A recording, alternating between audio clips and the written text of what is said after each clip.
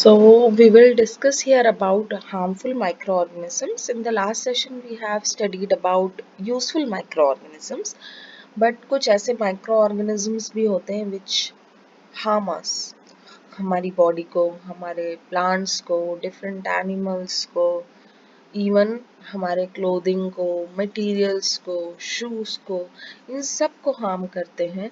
So these all come under harmful microorganisms. Let us discuss about. First we will start with ourselves, that is pathogens. ऐसे microorganisms which cause disease in plants as well as in animals. मतलब ऐसे microorganisms जो कि plants और animals में disease cause करते हैं, they all are called as pathogens. Okay, disease causing microorganisms are called pathogens.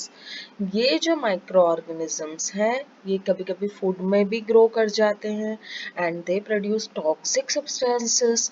और ये जो टॉक्सिक सब्सटेंसेस है ये क्या करता है, फूड को पॉइजन में कन्वर्ट कर देता है. और जब हम इस फूड को कंज्यूम करते हैं तो बॉडी में फूड की पॉइजनिंग हो जाती है, विच ऑल्सो कॉज इलनेस, और कभी कभी इससे डेथ भी हो सकती है. दैट मीन्स कि they are very harmful to us. फिर कुछ माइक्रो ऑर्गेनिजम्स जो है they spoil our materials also, like clothing, leather, wood. इनको भी ये क्या करते हैं, ये माइक्रो ऑर्गेनिजम्स स्पॉइल करते हैं. Then there are some microorganisms which are disease causing microorganisms.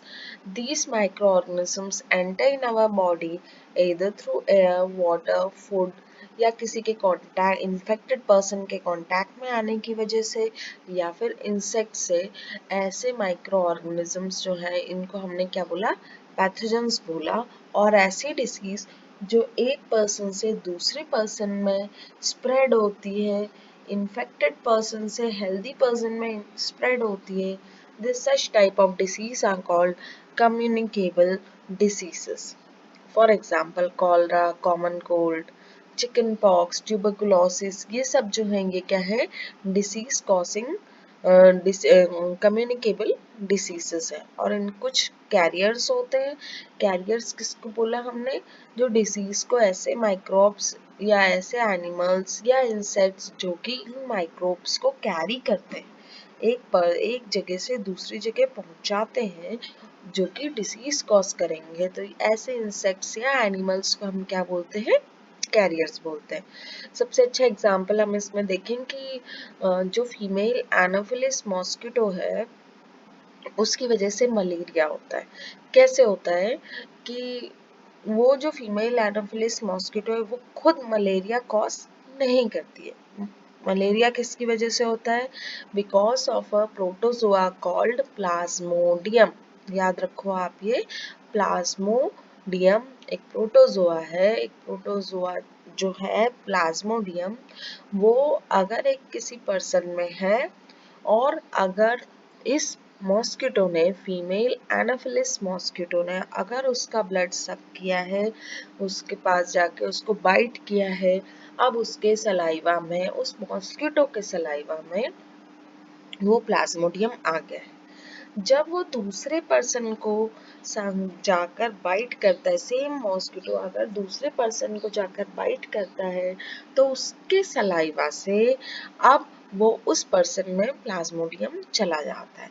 That means कि उसने कैरी किया है उस प्लाज्मोडियम को एक इन्फेक्टेड पर्सन से एक हेल्दी पर्सन तक कैरी करके लेकर गई है, जबकि उसने कॉज नहीं किया है.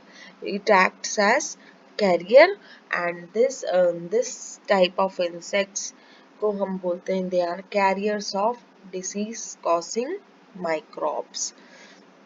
Some harmful microorganisms also harm in our plants also and our food also.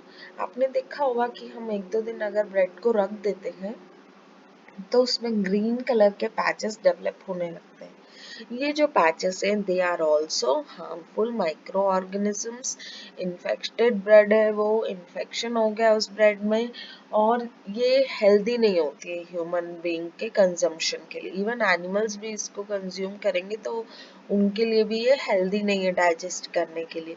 That means कि ये जो है ये भी एक तरह के माइक्रो ऑर्गेनिज्म ब्रेड मोल्ड की ग्रोथ हुई है। या आप देखेंगे कि कुछ सीड्स में भी, दैट मीन्स मक्का जो कॉर्न होता है उसमें भी ऐसे वाइट कलर के फंगल इन्फेक्शन देखने को मिलता है, पैचेस डेवलप हो जाते हैं। एंड दिस क्रॉप कैन, ये जो है ये क्या होता है पूरे क्रॉप में लग जाता है। मतलब अगर खेत में एक जगह हुआ है तो हवा के बहने से मोड ऑफ ट्रांसमिशन जो है एयर है इसका, और एक जगह से ये दूसरी जगह में ये ट्रांसफर हो जाता है।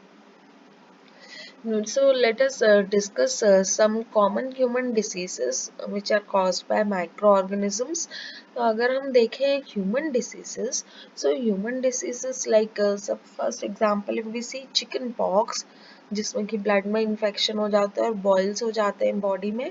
ये जो चिकन पॉक्स है इसका कॉसेटिव माइक्रो ऑर्गेनिज्म, कॉसेटिव माइक्रो ऑर्गेनिज्म मतलब जो कॉज करता है, जिसकी वजह से होता है, वो होता है वायरस।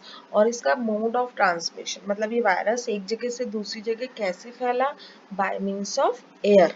ओके, हवा में ही, हवा के थ्रू ये ट्रांसफर हो जाता है। अगर एयर में इसके ड्रॉपलेट्स हैं तो ये क्या हो जाते हैं, एयर से एक जगह से दूसरे एक हेल्दी पर्सन तक ये जा सकते हैं, इवन उसके कांटेक्ट में आने से भी जा सकते हैं। अगर हम देखें पोलियो, पोलियो जिसमें कि लिम्स में इन्फेक्शन होता है, वो प्रॉपर वॉक कर नहीं पाते हैं उस समय, तो ऐसा जो है ये भी, इसका भी पॉजिटिव माइक्रो ऑर्गेनिज्म इस वायरस, और इसका मोड ऑफ ट्रांसमिशन क्या है, एयर के थ्रू होता है। इवन मीजल्स जो होती हैं उसका भी पॉजिटिव माइक्रो ऑर्गेनिज्म इस वायरस, और इसका मोड ऑफ ट्रांसमिशन जो है वो एयर है। अभी देखो आपने एक और डिसीज देखी होगी, कोविड-19 सुन रहे हैं हम। ये कोविड-19 इज ऑल्सो, इसका पॉजिटिव माइक्रो ऑर्गेनिज्म कौन है, corona virus is not a name of a disease. उस डिसीज का नाम क्या है, कोविड-19। और ये जो इसका पॉजिटिव माइक्रो ऑर्गेनिज्म है कोरोना वायरस। कोरोना मतलब क्राउन जैसा इसका स्ट्रक्चर होता है, इसकी जो बॉडी है वो क्राउन की तरह दिखती है, और वायरस से आया कोविड। ओके, इसका टर्म, दोनों दोनों टर्म बनी इससे, कोरोना वायरस तो कोविड। एंड इन द 2019 इसको फर्स्ट डायग्नोस किया गया, इसीलिए इसको नाम दिया कोविड-19। और ये भी अभी WHO बोल रहे हैं कि ये भी जो गाइडलाइंस है WHO की उसके हिसाब से ये भी कैसा है इसका मोड ऑफ ट्रांसमिशन। पहले क्या बोल रहे थे कि रेस्पिरेटरी जो ड्रॉपलेट्स होते हैं, जैसे स्नीजिंग के साथ में जो ड्रॉपलेट्स होते हैं उसमें हो सकता है, या फिर स्प्यूटम में हो सकता है, मतलब थूक में हो सकता है, सलाइवा में होता है, उसके थ्रू ये ट्रांसफर होता है। बट अभी बोला जा रहा है कि इसका जो मोड ऑफ ट्रांसमिशन है वो भी क्या है, एयर है। Now some common like malaria भी हमने पढ़ा अभी। मलेरिया होता है, कैरियर कौन है इसका, female anopheles mosquito. Causative micro organism कौन है, protozoa. Okay, female anopheles mosquito is not a causative micro organism. Students यहाँ पर कंफ्यूज होते हैं। तो causative microorganism is protozoa, और मोड ऑफ ट्रांसमिशन मतलब कैरियर जो है वो कौन है, मॉस्किटो। वो भी कौन सा, एनाफिलिस मॉस्किटो। वो भी कौन सा, female anopheles mosquito.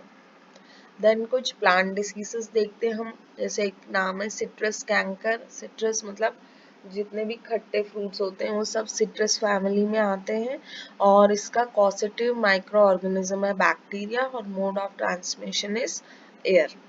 Okay, now yellow mosaic of ओकरा, मतलब इसमें क्या होता है कि ओकरा जो लेडीज फिंगर होती है, भिंडी होती है, इसमें येलो स्पॉट्स डेवलप हो जाते हैं प्लांट में भी और भिंडी में भी। और it is also a causative micro organism कौन होता है, virus, and mode of transmission is water. Then let's see some more harmful microorganisms. आपने रेड टाइड के बारे में सुना होगा, मतलब पूरा का पूरा वाटर रेडिश कलर का होने लग जाता है। It is because of growth of harmful algae. और एल्गी इतनी फास्ट ग्रो करती है कि ये बहुत ज़्यादा एरिया को बहुत जल्दी कवर कर लेती है, और इसके ग्रोथ की वजह से पूरा वाटर जो है वो रेड दिखाई देने लग जाता है। और ये जो एल्गी है ये टॉक्सिक भी होती है। दैट मीन्स इसको नाम ही इसलिए दिया गया है red tide. And this toxic algae is harmful for people, plants as well as animals. It is very toxic. Then how can we protect against such infectious diseases? सबसे पहला प्रिवेंशन है, we should wash your hands. Because hands के through हम कोई भी चीज़ mouth में लेकर जाते हैं हमारी बॉडी में एंटर होती है। So we should wash your hands frequently, बार बार हाथ धोना चाहिए before eating, after eating. Then always we should consume fresh food. Fresh food, spoiled food consume नहीं करना चाहिए, हमेशा फ्रेश फूड लेना चाहिए। इससे बचने के लिए कुछ और रिसोर्सेस होते हैं, लाइक एंटीबायोटिक्स और वैक्सीन्स होता है। एंटीबायोटिक्स कौन होते हैं? जो हमारी बॉडी में जाकर ऐसे एंटीबॉडीज बनाते हैं जिससे कि हम उस डिसीज से लड़ सकते हैं। लाइक सबसे पहले जो ये एंटीबायोटिक डिस्कवर हुआ था वो कहलाया पेनिसिलिन, पेनिसिलिन नोटेटम। और ये डिस्कवर किया गया था बाय अलेक्जेंडर फ्लेमिंग ने। ओके, अलेक्जेंडर फ्लेमिंग ने सबसे फर्स्ट जो एंटीबायोटिक बनाया वो था पेनिसिलिन। वैक्सीन क्या होता है? जिसको हम टीकाकरण बोलते हैं। जब बेबी की बर्थ होती है तो सबसे पहले उसको वैक्सीनेशन दिया जाता है। ये वैक्सीनेशन कुछ और चीज़ नहीं है, ये सिर्फ एक बॉडी को इम्यूनिटी को बढ़ाने के लिए, उसके इम्यून सिस्टम में उसी डिसीज के, जैसे सपोज अगर पोलियो का वैक्सीन दिया जा रहा है, दैट मीन्स कि कोई दवाई नहीं दे रहे हैं, पोलियो के ही वायरस कुछ अमाउंट में दिए जा रहे हैं, जिसकी वजह से क्या होता है ये जो है सॉरी, ये जो है ये क्या होता है, उसी की बॉडी में हम एंटीबॉडीज बनाते हैं, जिसकी वजह से क्या होता है, ये जो वैक्सीन्स है इसके अगेंस्ट एंटीबॉडी, ये माइक्रो ऑर्गेनिज्म जो दिए गए उसके अगेंस्ट एंटीबॉडी का फॉर्मेशन किया गया। ये एंटीबॉडीज जो है, अगर हम सेकेंड डोज अगर उस वैक्सीन का दिया जाता है तो क्या होता है कि जो ऑलरेडी प्रिपेयर्ड बॉडी में एंटीबॉडीज है वो उससे फाइट करती है और बॉडी थोड़ी सी एंटीबॉडीज आगे और बना लेती है। अब जब थर्ड डोज दिया जाता है तो बॉडी में वही जो माइक्रो ऑर्गेनिजम्स हैं उसके अगेंस्ट जो एंटीबॉडी बनी थी उसका नंबर और बढ़ जाता है। दैट मीन्स वैक्सीन कुछ और चीज नहीं होती है, वो उसी डिसीज के माइक्रो ऑर्गेनिज्म दिए जाते हैं जिससे कि बॉडी उसके अगेंस्ट इम्यूनिटी पावर डेवलप कर सकती है, एंटीबॉडीज डेवलप कर लेती है। अब सच में अगर बहुत ज़्यादा पोलियो के वायरस उस समय बॉडी में एंटर करते हैं तो उसकी बॉडी ऑलरेडी प्रिपेयर्ड है। कैसे प्रिपेयर्ड है? उसने पहले ही उसके अगेंस्ट एंटीबॉडीज वैक्सीनेशन की वजह से बना के रखा था, बिकॉज ऑफ विच अब वो उन पोलियो वायरस से लड़ने के लिए केपेबल है।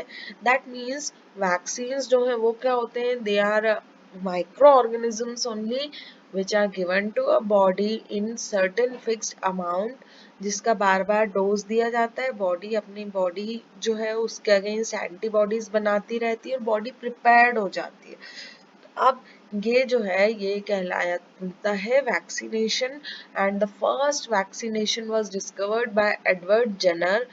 सबसे पहला वैक्सीनेशन बनाया था एडवर्ड जेनर ने। और सबसे पहले एंटीबायोटिक कौन सी बनी थी? अलेक्जेंडर फ्लेमिंग ने बनाई थी, डिस्कवर किया था, which was called as penicillin. Then there are some harmful bacteria also. These bacteria are responsible for sickness such as pneumonia and food poisoning.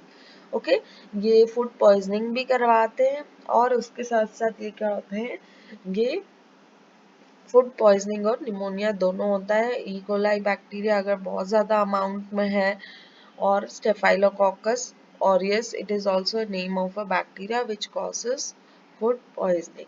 Then how can I come in contact with such harmful bacteria? कैसे हम इन bacterias के contact में आते हैं? सबसे first reason है bye means of air. Air जो है, जैसे suppose if a person is suffering from pneumonia और वो अगर स्नीजिंग कर रहा है तो वो ड्रॉपलेट्स एयर में आते हैं। अब दूसरा पर्सन अगर वहीं पर ब्रीथ कर रहा है तो वो कहाँ चले जाते हैं, उसकी बॉडी के अंदर चले जाते हैं। दैट मीन्स कि ये एयर के कांटेक्ट में, एयर के थ्रू ट्रांसफर होते हैं ये बैक्टीरिया। अगर बॉडी में कहीं कट लगा है या स्क्रैप्स लगे हैं तो उसको ओपन वुंड मिल जाता है, खाली खुला हुआ घाव दिखाई दे जाता है, तो डायरेक्ट वो बैक्टीरिया जो एंटर कर सकता है। Then either by means of food which is contaminated with harmful bacteria, food के थ्रू ट्रांसफर होता है। कुछ इंसेक्ट्स जो है वो भी, उनके थ्रू भी ये ट्रांसफर होता है। कुछ डर्टी ऑब्जेक्ट्स हैं उनकी वजह से भी ये बैक्टीरिया ट्रांसफर होते हैं और ये स्टमक एक या स्टमक प्रॉब्लम क्रिएट करते हैं। Then there are some more examples of harmful bacteria like Streptococcus pyogenes। इसकी वजह से सोर थ्रोट होता है। ये ऐसा बैक्टीरिया है जो थ्रोट इन्फेक्शन कॉज करता है। नेम याद रखो आप, स्ट्रेप्टोकॉकस। कॉकस मतलब ओवल शेप होता है इसका, okay. Streptococcus pyogenes. Then streptococcus pneumonia, इसकी वजह से निमोनिया होता है। देन एंट्रो, एटलीस्ट वन और टू याद रखो। E coli, it causes diarrhoea. कौन सा? एंट्रोटॉक्सिजेनिक ई कोलाई, हर ई कोलाई नहीं, एंट्रोटॉक्सिजेनिक ई कोलाई जो है ये डायरिया कॉज करता है और ये फूड से ट्रांसफर होता है। एंड अगर उस फूड में ये बैक्टीरिया प्रेजेंट है तो इसकी वजह से पर्सन को डायरिया हो जाता है। देन स्टेफाइलोकोकस ऑरियस, ये स्किन में इन्फेक्शन कॉज करता है ये bacteria. So these are some harmful bacteria. We can see here that some bacteria, some microorganisms are harmful to us, some are beneficial to us, like Salmonella. It is found in raw chicken. It is a harmful microorganism.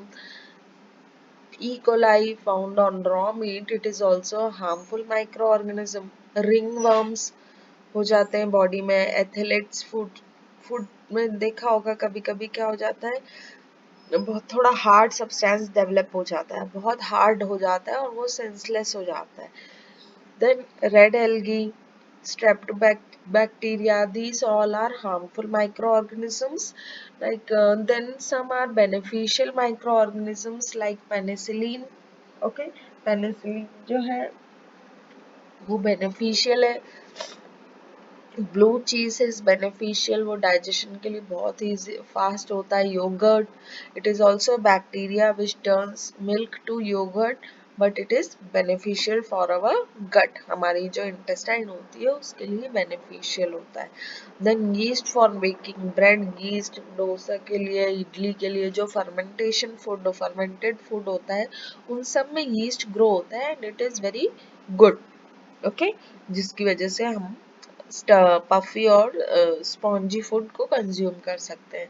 Then bacteria in a cow stomach that allows the cow to digest grass, कुछ ऐसे भी bacterias होते हैं जो cow को grass digest करने में helpful होते हैं। So these are beneficial bacteria and bacteria in our intestine also. मैं कई बार बोलती हूँ कि हमारी इंटेस्टाइन जो है उसमें बैक्टीरिया होता है and this bacteria help in digestion of our food. So this is all about our harmful and beneficial microorganisms.